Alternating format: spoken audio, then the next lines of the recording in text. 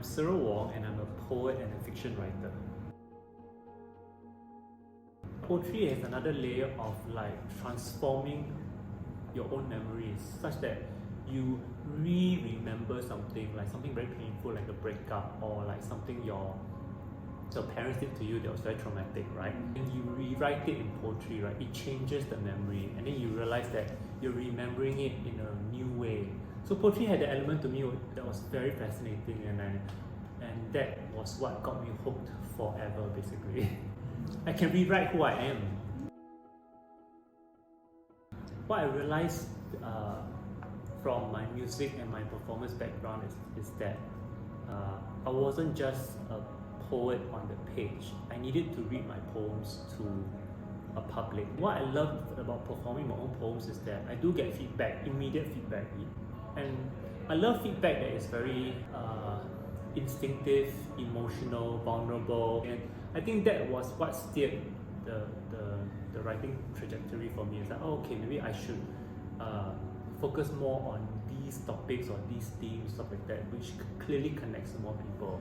And I wouldn't know that if I didn't perform the work. From my interactions with people, I realized that I need to focus more on relationships. So I think strategically it made me more conscious of the fact that what I'm writing is never just about me anymore. It's about how I'm interpreted by other people, and being generous enough and maybe compassionate enough to realize that it can be cathartic, not just for me but for other people, in ways that move them and not necessarily me. Poetry is not just autobiography. It's not just like, I feel sad. It's not just that. You must transform that sadness into something that is meaningful to not just you but to other people.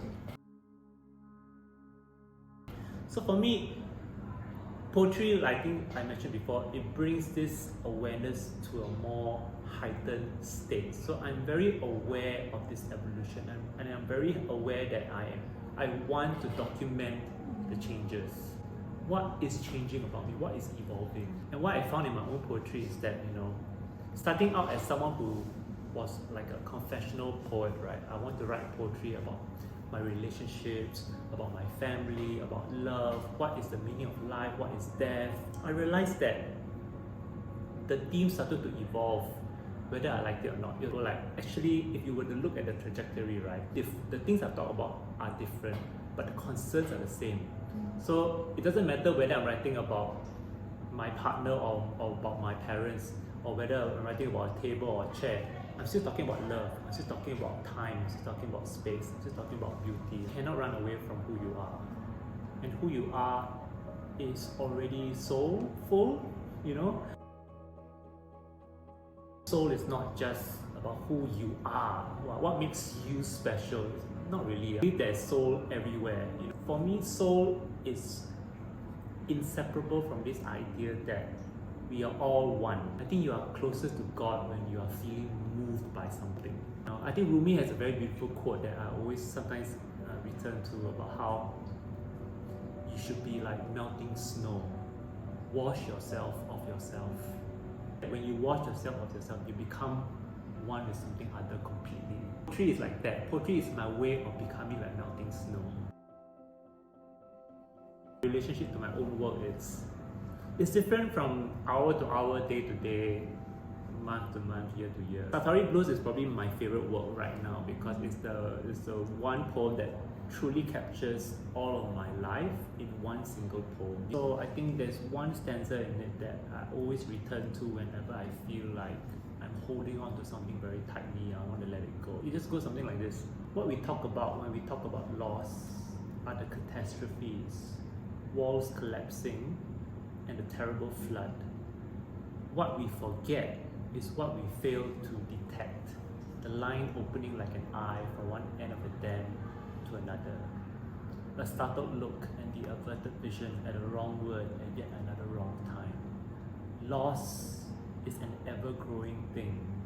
The same is true of how we win.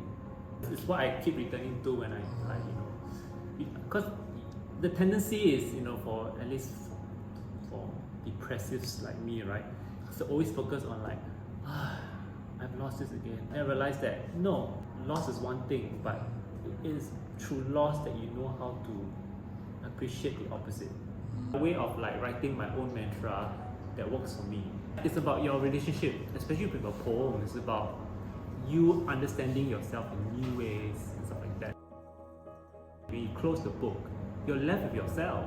You're left with a new version of yourself. You go like, oh, okay, this is me now. I've been changed. Whether I like the poem or not, I can't help but write because it's through writing that I ask questions.